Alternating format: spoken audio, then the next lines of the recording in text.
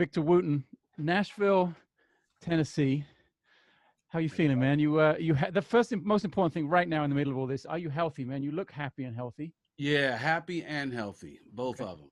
All right. Exactly. Thank you. All right. It's an unbelievably weird time we find ourselves in, Yeah. and I try not to dwell too long on it, but a fascinating response from people I've been interviewing recently is that for the most part, for gigging musicians, for musicians who've been around a while, it's like, wow, as crazy as it sounds, we actually get to take a little breather for a second. Yeah, that's the way it is for me. Okay. Yeah, I had already planned on not touring next year. Oh, wow.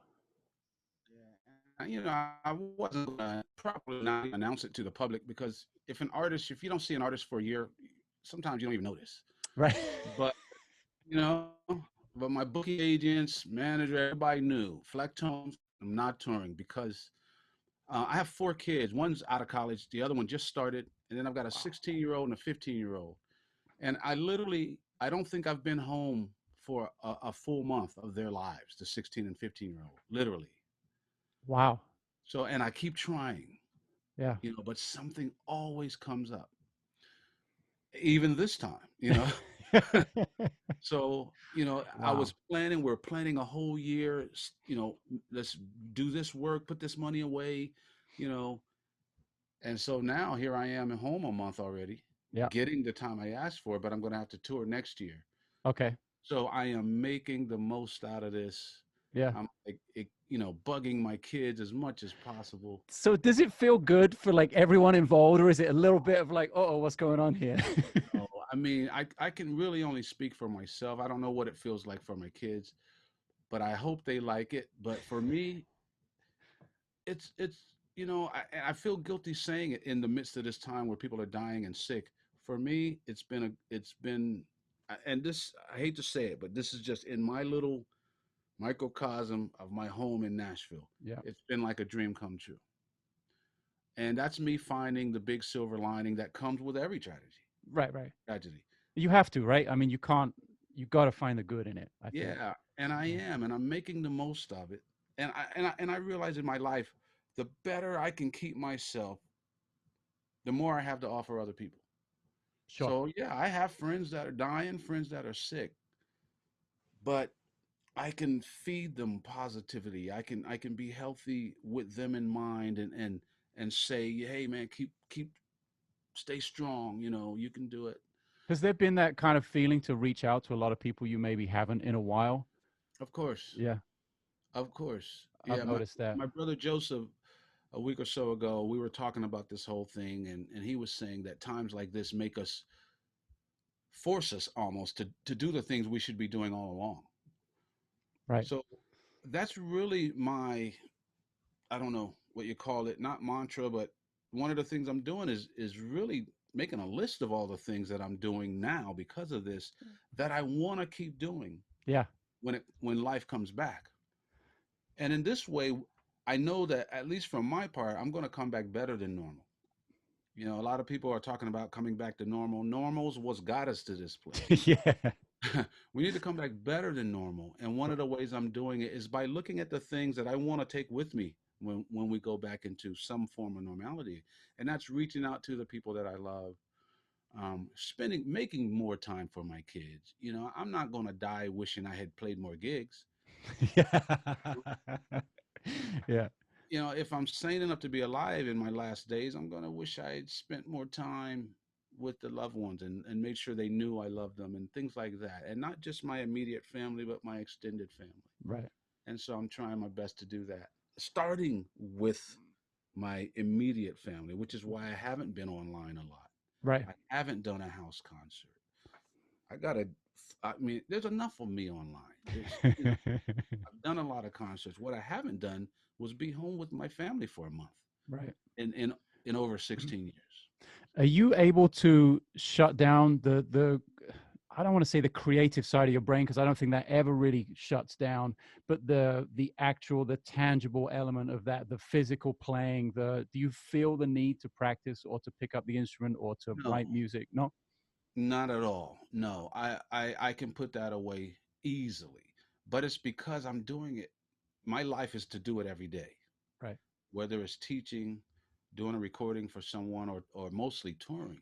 That's my life. Um, and I understand that I am more than just a bass player. Bass player is what I do. It's not who I am, Right. right? To the general public who knows me, that's who I am. But my kids don't care about my bass playing, so I can be creative in other ways, and that's what I'm doing right now. And with that, I mean, anytime I've seen you play live, it seems like it doesn't seem like you are a fearless improviser.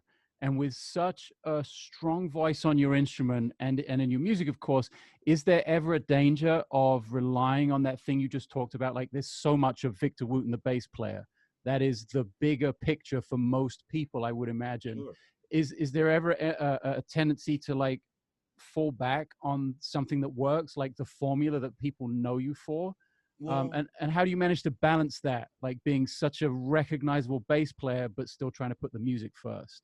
I think I have two different answers for that. One is, okay, like I said, I was going to take next year off. Right. 99% of my income, and I just made up that number, Okay.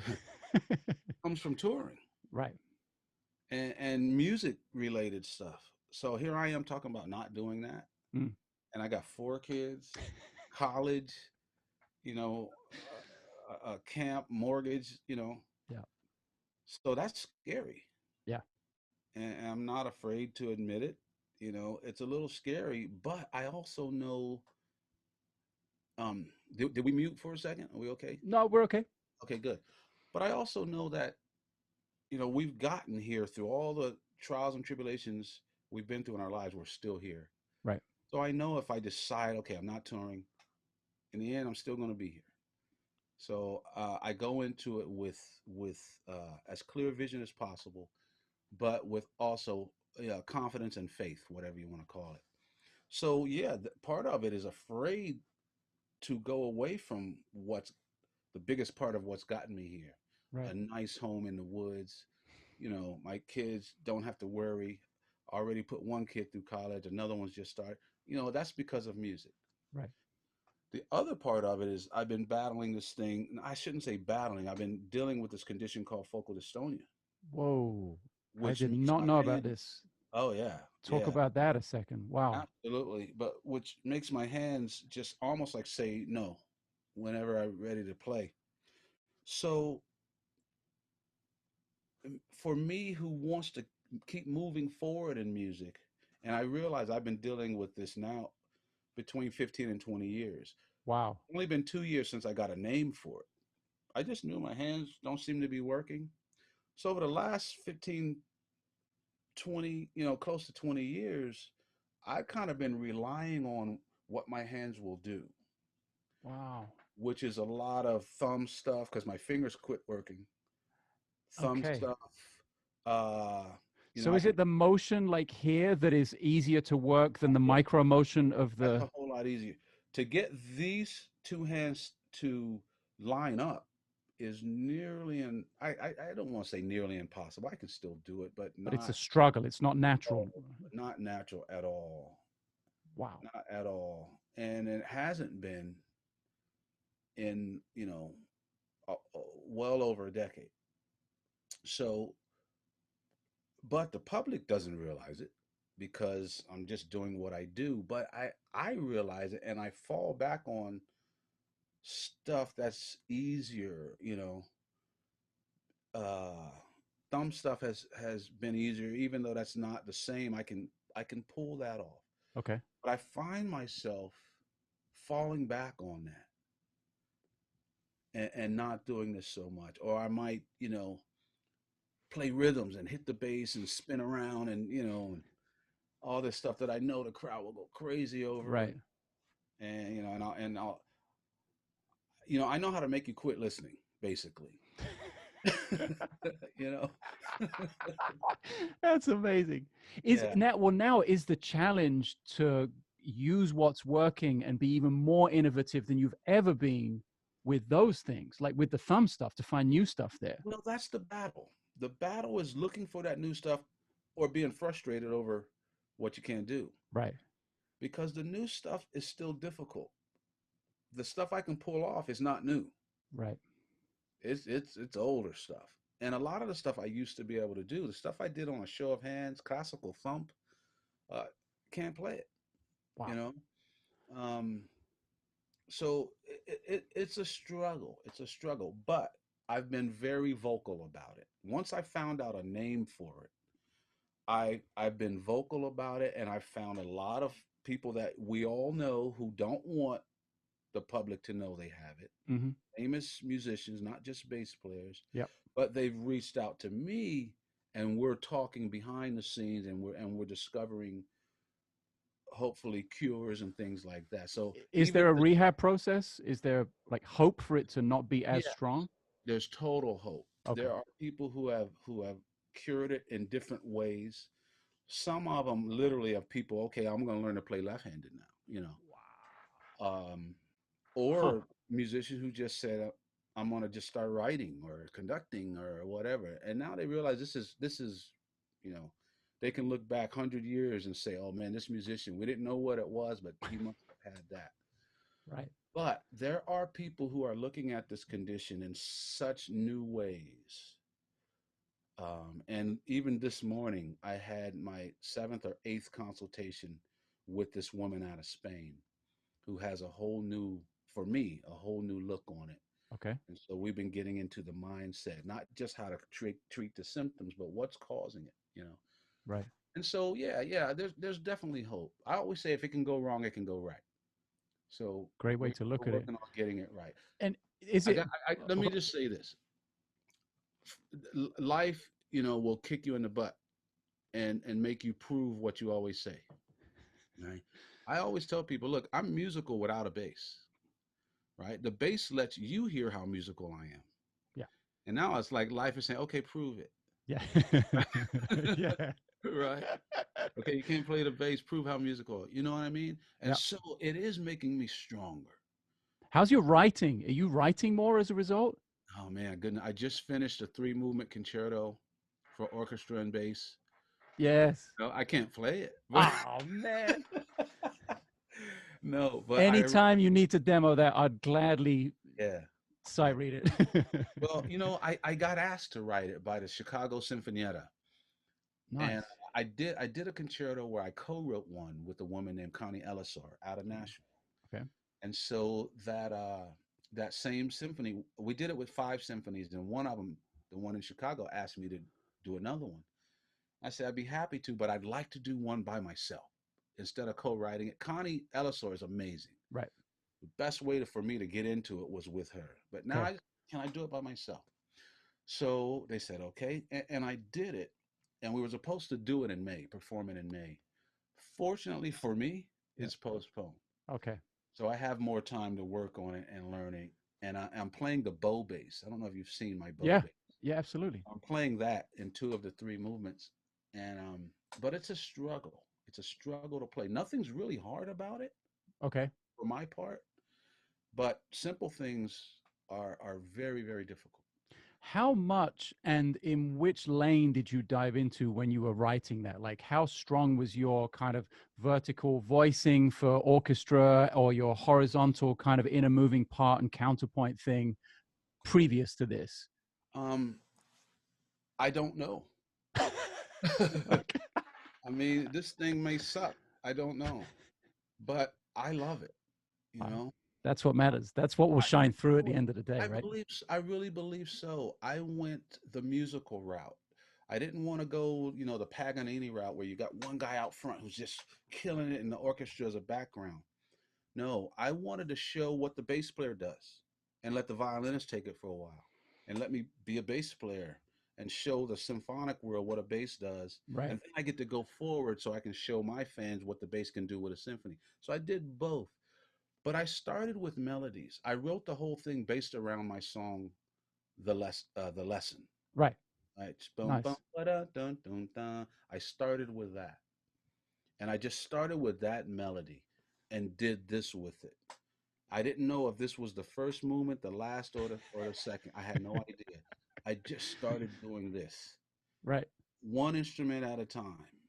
Wow. They told me my instrumentation, 4 French horns, 3 trombones, Yeah. So I had a list of that. I had the fake sounds, but I started with my melody and just explored and How found amazing things. how much of that was playing with the fake sounds, or how much was that was just melody and harmony coming from your brain? Like, where's the balance point for you when it comes to writing, and on which instruments? Being fearless and saying, I don't know. Because nowadays, if I want to hear what this sounds like in a flute, Yeah. couple buttons, Right. Right. right? Once I put it in MIDI on whatever instrument, copy and paste, Yeah. and there it is on another instrument. Oh, that sounds good, but it should be a third up. Drag it up 6 frets, Yeah. or it's guilty pleasure at how easy it is. Now you still have to be creative, but unlike people hundreds of years ago, we can hear it right away. Right. You know, um, so I explored. And I have a thing that I do. I'm also just finishing the new the sequel to the book, The Music Lesson. Ah, okay. We Awesome. can talk about that. But Yeah. like with that, I have a thing where if I don't know what to do right, I'll just do what's wrong. And I mean, I'll literally, if I can't hear anything, I'll just start clicking. And I tried using the keyboard because Yeah. everyone says plug in a keyboard. Then I realized you have to know how to play keyboards to put MIDI in with the keyboard. So I unplugged it and I did everything by clicking a mouse. Nice. Right? Wow. I just did everything by clicking a mouse. So I would literally start clicking. And I never erase anything until I hear it. And some of those clicks were nice. You know? And it's just immediate feedback, and if you can trust your ear, I guess, you Yeah. trust your decades of experience, you can't Right. really go wrong, right? You nailed it. You nailed it. You trust your decades of experience because even your mistakes are worthy. I Right? think even more so than the things you do that you already know, because you're not learning otherwise, right? I mean, that's the Right. And your mistakes, I like to say, at least I say it in the book, The Music Lesson, at least the new one. Your mistakes might be music pushing you in the way she wants you to go. Where usually we're trying to go our way based off of a few years of experience hmm and a brain the size of a grapefruit, as if we know what's supposed to happen. Music's been around a whole lot longer than us. right. Why don't we let music have a say? And sometimes I treat my mistakes, okay, as that. Okay, this is what you want. Let's listen to it. Oh, you were right. Let's expand on that. And so I wrote with that in mind. I love your thing where you ask the audience about what are the available notes for this scale. Now I'm going to improvise with all the ones you didn't mention, and Exactly. how the shock. I mean, I've been there in the room when you've done that at your camp, and the shock of people like, oh, that actually sounds really good. Like, what is that? I think people get lost a little bit in that theory side. I know so many of the questions I get as somewhat of a teacher sometimes Sure. are like, do you have tips on improvising? What are the scales I can use over this chord? And I try and encourage them to see slightly the bigger picture. Well, Janek, we still have teachers, not to mention names or anything. I'm not going Yeah. down that road, but we still have teachers out there that say you can't play good music until you know what notes to play. Yeah. That's like telling a baby, I can't understand you and I won't even listen until you learn the right words. Right, right, right. It's ridiculous. Yeah. And so I like to show that to people. But what it does is not to prove a point, it's to free them up. Oh, wow, I can make good music today. So this is super interesting. So as a teacher, and you are present in two very well established teaching locations, your own Vix Music Camps, of course, and now the association with Berkeley, and what Steve Bailey is doing over there in the bass department, I think is incredible. The people Really he's is. bringing in, I think that's a game changer for that school. So, but aside from the obvious larger spectrum of ability, perhaps at your camp, because it's a bigger age range, it's definitely they're not all college level Right. trying to be professional musicians. Aside from that obvious difference, what is the difference in feedback you get from students in both places, and what is expected from the students in both places? Like, what are those two dynamics like? Well, uh, There's a lot of the same and a lot of differences because we get the Berkeley style musicians coming to our camp. Right. Okay, so in many of those cases, to start there, they've learned so much that you can fit their idea of music in a shoebox. Okay, this is what music is. If I'm in this key, I've got these 7 notes I can play, but Right. I only know 5 of them, the pentatonic scale, and I'm a bass player, so I only get to use one. You know, that's the idea. But the person who knows nothing, the idea is here, right? Yeah. And in many cases, you come in with this, but the more you learn, it does this. Where it should be, it's us teachers' job to make sure that the more they learn, it does this, Right. not get smaller. You see Right? possibility rather than restriction, right? Right. You add to yourself in the process, not lose part of yourself. Right. So with Berkeley, it's getting them to realize that with what they have, if they learn to use what they have, they are good enough. Yeah. Right. And I tell the bass players this. I said, name a band or a gig that's out there making tons of money, and I mean real money. Hmm. I don't mean jazz club money. Right. I mean, Rolling Stones, whatever. You too. Yeah. Yeah. You too, right? Yeah. That's totally popped in my head. Exactly. No hard bass parts. Oh, Zero. None of the parts are Adam hard. Clayton, man. Eighth Right. notes in a bar. That's it. Exactly. So you can Really good eighth notes. no. That's the difference. That's the difference. The parts aren't hard, right? But can you play that easy part, right? The commitment. I think people forget about the commitment to the Right. width of the note and to Oh, the bigger picture, right? right. But at the same time, this it does take time to understand and learn. Yeah. It's not difficult.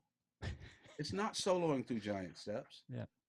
Where you got to learn all this theory before I can play. It's not that, right? So you have it.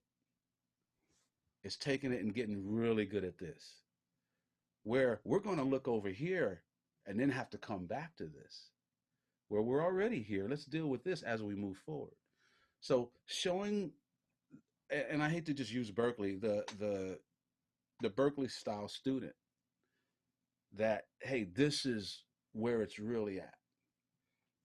And even if you learn all this stuff, if you don't have this, only other bass players are going to want to listen to it. Right. You'll get a lot of hits on YouTube, but no gigs, right? So it's cool at our camps because that college student is sitting right next to a beginner. And in That's what many, I loved about being in that room. There were some amazing players and people who had just bought a bass the week before, and everyone was leveled out. right, Throwing the water bottle with the metronome, and everyone having the same reaction. right. You know, And so it takes a different kind of teacher to be able to address that difference in skill level. But the way we offer the information is different for everybody anyway. So, like you said, it levels out everybody. yeah, Now, maybe at our theory camp, where we do a 3 or 4 day theory camp, hmm, that we may need to separate people, okay, then we might do it.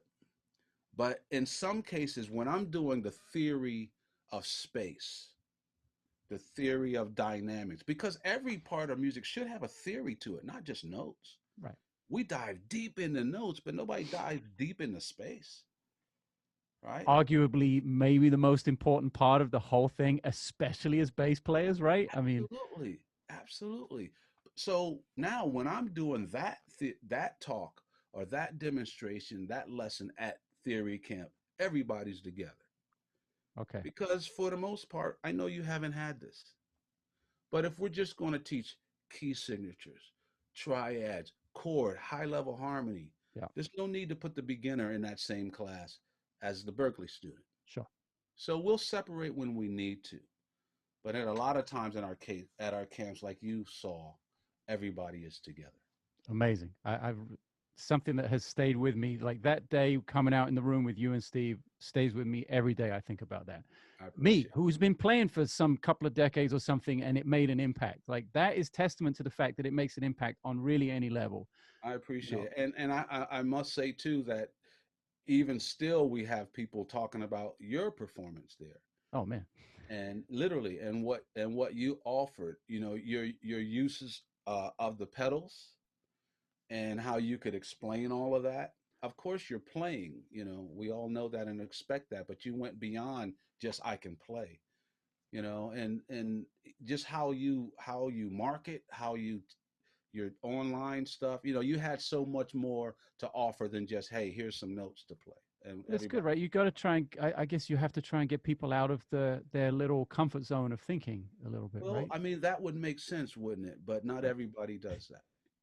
Well, listen, A is lot of people, I'll just say it this way: a lot of people are more invested in what they're teaching and them than than what the they are person the is learning.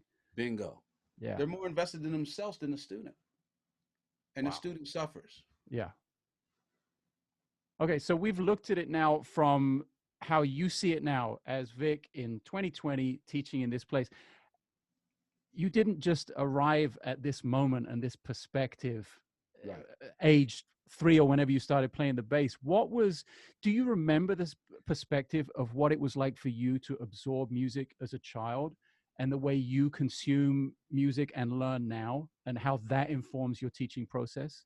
Well, the best way to think about it is if you had to teach English classes, speaking classes, Hmm. right? You'd have to go back and think about how you learned it Right. when you weren't thinking about it, When you but you couldn't learned think it about it, right? exactly. But you learned it really quickly, early. Now you have to teach it. You can't teach it the way you learned it, Right. you know, so you got to come up with stuff, and it causes you to see it differently. But you don't quite remember when you started seeing it different, you know. I don't really know. I do know that there's a couple key things. One is when the Flecktones became popular, I started showing up in Bass Player magazine a lot. Okay. It's how I met Steve Bailey. We were at a photo shoot for a bass amp company called ADA, way back in the early '90s. Yep. For 3 years straight, Steve, me, Les Claypool, and Chuck Rainey, either one of us was we were all on the back cover of Bass Player magazine, but one of us was the big picture and the other three, you know, little picture, and it Right. kept rotating. And I found out that if you're in that magazine enough, people think you're good. Right? So I started getting asked to teach, do workshops and things. I never taught anything. Right. So I started looking at what people were teaching and how to teach, and I realized, wow, everybody's teaching notes. You know, and basically music theory deals with notes, scales, harmony, keys, signatures, chords, triads, ear training, notes, intervals. I said, well, I'm not going to do that. There's people doing that already really well. I'm going to do the stuff I don't see being done. Not because what I'm going to do is better. Right. It's because I want the student to get a well-rounded musical education. Yeah. So, you know, I never put down the notes, even though some people think I do, because I can show you that's not first. You know, Right. I can get you to tell me that the notes aren't first. You Yeah. know, and I trick people into doing it. But so a lot of people think I'm putting the notes down, but when I make my list of 10 equal parts of music, notes is on there. It's an important part. Right. But because everyone is teaching it better than I'll ever be able to, I let them do it and I go the other route. So I started teaching that kind of thing, but I didn't have many examples. How Mm. do you teach space? How do you come up with exercises to practice not playing, right? But when you turn not playing into playing, Yeah. all the exercises are the same, right? If I was going to write a piece of music and tell you not to play, I wouldn't leave the measures empty. I would write something that says play this. So all of a sudden, every quarter note exercise can become a quarter rest exercise, right? Usually you might have, you know, 7/8 notes and 1/8 rest. Let's reverse that, Right. you know, and all of a sudden I could take the same exercises. So it caused me to start rethinking because I was being asked to teach, and I realized I wanted to teach what I didn't see being taught on a mainstream. Yeah. The other thing, the other big one, well, let me back up a little. My parents and my brother's mentality has always been in my head and in my heart. Okay. Right? They care about you. My parents care. My brothers care. They have all this knowledge, but it's not about them and their knowledge. It's about you if they're Right. teaching. They treated me that way. I was the young brother of five. I never got beat up. You know, if there was, one donut left, I got it. You know, they've all my brothers have always held me up higher than them, and they still do it, which is why you know my name and not theirs, right? Just about everything I do came from Reggie, my oldest brother. Right. People know me as spinning the bass, doing back handsprings. Reggie's like, oh Reggie. man, Yeah. Victor, come here, man. This is a band on MTV called Cinderella. Watch this. And we would literally sit all day waiting for that video.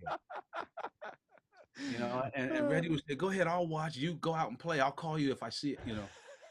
Always. Yeah. And I get the credit. They deserve it. So I have developed that. And when you have kids, it's automatic. Your life is not about you anymore. Right. I've got four. I can't wait. I'm really looking forward to it, Oh, man. nothing in the world like it. You love your spouse. You're newly married, right? Yeah. How long? August. Wow. Yeah. Wow. Wow. Newlyweds, right? So you're still in the midst of it, right? Yeah. You got to you'll get out of that you'll get out of that phase, but just so you can come back, right? Right. The Right. Right. true Right. test of a relationship is not when it's going well. It's how you do Yeah. when it's not going well. And and as my brother told me, and then I'll get back to the real Yeah. subject. At my wedding, at our wedding reception, um, my brother Joseph said, "When you guys have hard times, I forget the word he used, but it basically is when you have arguments or hard times." And he said, "And you will." Yeah. He said, "Don't forget why you married each other in the first place, Yeah. because why I hate you at the moment takes precedent, right? But you got to force back into your main focus. Yeah, I don't like what's going on right now, but the overall, here's why I married you in the first place." So that was powerful for us. Anyway, having kids, you get married and you experience love. You have kids, that whole word is amplified. You've never felt it that way before. Right. Almost didn't even know it exists. Well, four kids, right? It's like whoa, and every stage is my daughter's 22. My oldest child is 22, but we're not any closer in age. So she's still my little baby. Right. I'm 55. She's still a little baby, right? And I still love her. And so that was able to transfer into any student that I might come across. Right. I can put myself in literally into that same. It's hard. I can't honestly say it's the same amount of love, but I can put myself into that place where it's close. Right. And I really honestly care that much about that student to the point where I just want you to get it. Yeah. Even if I realize I'm not the one that should be giving it to you, you know? Wow. So you're the student goes beyond me. It's not about, I'm Victor Wooten, I can teach you anything. It's what do you need? And that's not me, you know. Right. Let's find someone else and then we can learn together because I don't know this answer. You know, I'm not the theory guy. You want to learn the solo through giant steps?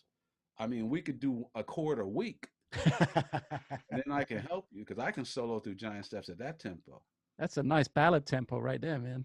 Goodness, yeah. Somebody was just telling me they were teaching giant steps as a ballad. Yeah. And that's the way to It's do it awesome. because you can hear it. You can hear the chords coming. But anyway, basically, um, it's what I said before. A good teacher is more interested or invested in the student than they Right. are in themselves. And there's a lot of us out there that just invested in ourselves and what I teach, and what I know. So what are you putting into the what part two of the music lesson? What is that? What is The- that looking at? This is super sure. good news that this is coming. It's coming. Yeah, it's pretty much, well, the whole story is done. I was going to put it out myself, but in the end, I'm doing it through a publisher. Okay. And the president of the company, he and I are rereading the book. In other words, I just finished 2 nights ago the final chapter of another read through Okay. where I'm making changes. He's going through it behind me, making little changes. Today I started on the first chapter and I'm Okay. going behind him. He'll come behind me probably one more time, then we'll probably be done. Cool. But the premise in the first book, music says that she is sick, that I'm dying because people don't feel me anymore. And she says in the first book, I have a more intimate relationship with computers than I do with humans anymore. So the first chapter before the actual story starts, which is a continuation, it starts where the first book ends, Okay. but the premise is a little bit different. Music basically is disappearing around the world. And why? And so the first chapter looks at it in reality. Okay. For example, I use the analogy of saying, let's say listening to live music can be measured as a foot. Let's just say listening to live music is 12 inches. Okay. Listening to vinyl might be 8 inches. Okay. Listening to uh, a CD made of waveforms. I don't remember. I had a guy help me literally do the breakdown. Yeah. I can't remember. A CD was 4 inches, I think, or six. I can't Okay. remember. An MP3, which I was told a tenth the size of a waveform, we're down to an inch. Okay. You put that through tiny earbuds or computer speakers, we're down to a half an inch. This is what my kids are growing up thinking of as normal. Mm-hmm. So we're not getting the same overall, whatever it is, quality, whatever. And I'm not Experience, right? Perspective, experience, you know? experience. And I do my best not to say one's better or not. Okay. It's just what it is. Okay.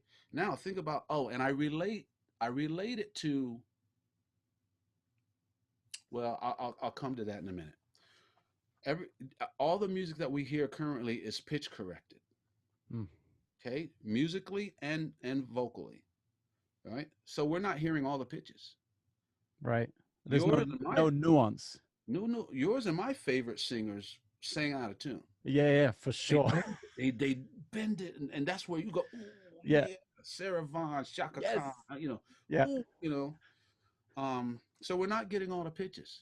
Everything is quantized. So we're not Right. getting all the rhythms. Yeah. Everything is compressed. So we're not getting all the dynamics. Right. Oh, So think it. We're not getting the frequencies. We're not getting the pitches. All of them. We're not getting the dynamics. We're not getting the rhythms. So relating it to cancer, if a person gets cancer, their whole body doesn't have to have cancer for the whole body to die. right. One part of the body just has to have enough cancer, pancreatic or whatever. Right. One part just has to have enough, and then the whole body dies. So how much of music has to get cancer before the whole body dies? Wow. So that's what I want the listener. I'm sorry, that's what I want the reader to think in the first chapter. Right. Wow. Set it up like that. Yeah. Yeah. So the Okay. first chapter sets it up, then the story, which is fiction. Okay. I keep it as fiction so I don't have to defend any of it. Right. That's where it starts. And and you start to realize that I'll go this far and say that there's possibly people, entities, whatever, a force that's actually trying to make it happen, Hmm. right? In other words, music's gone from schools almost, at True. totally diminished. At least we can't argue that, Yeah. right? But Yeah. studies show that kids who learn music do better academically. Right. Kids do better socially. They know when to talk, when to listen. They know how to blend. In music, a band's better when the instruments are different, right? I have to listen to you before I even speak to even know what to say, Right. right? So why are we taking it out, right? And all the things I said just before about dynamics and all that stuff, we know that MP3s are smaller than waveforms. We know that a CD is smaller than vinyl. We know that vinyl is smaller than going to see it live. But I'd Right. rather watch your show on YouTube rather than buy your whole record, Yannick. I'm just going to listen to a few clips and download my favorites. Right. Listen to it out of tune, out of sequence, Yeah. by myself, not with a group of people like we used to. And then I'll say that I heard your whole record. So to that end, this is something I struggle with as a an artist, band leader. Like I make records, you make records. I hate making the playlist, to be honest. It's one of the toughest things. Unless I've written a suite of music which is undeniably in this order, say, oh, this song goes there. Is there any value for the modern audience? Or are you just trying to put your finger in the dam that is eventually going to burst because the force of that, what you've just explained, is too strong for what was, you Well, know? again, I put myself on, and this is morbid as it can be, I put myself on my deathbed. Okay. And what should I have done? I should do what I think is right. I should Okay. make highest quality, best music possible. Because in many cases, now we're talking Miles Davis, we're talking training those guys. Mm-hmm. The Sometimes it takes the rest of the world 100 years to catch up. Right. And if they catch up, it needs to be the best possible, Right. right? And Yeah. I want the world, and I'm not saying I'm so advanced, but I'm less advanced if I don't do what my heart thinks is right. Right? So something that may be an old concept now will eventually be appreciated long after we're gone. I'm not even so much looking at it that way. I'm going to do what my heart says is the best thing to do. Okay. And if it's to make electronica music with four chords, go, so be it. I'm not saying that's bad, Right. but if that's not who you are, do who you are, Right. right? And for me, I want to make the highest quality music possible.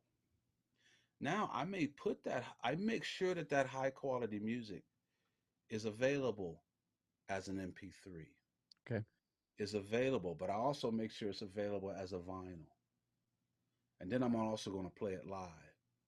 So when you hear that MP3 and then you come hear me live, you get to see the difference, Right. right? And then on my website, I offer maybe a lossless audio version. In other words, I want to make sure that my kids have vegetables. Yeah.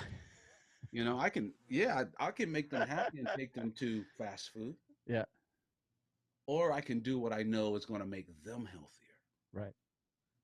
And so it is a little mix of happiness and healthiness. And hopefully they'll start craving the vegetables. Amazing. You know what? That is an unbelievably positive note to end on.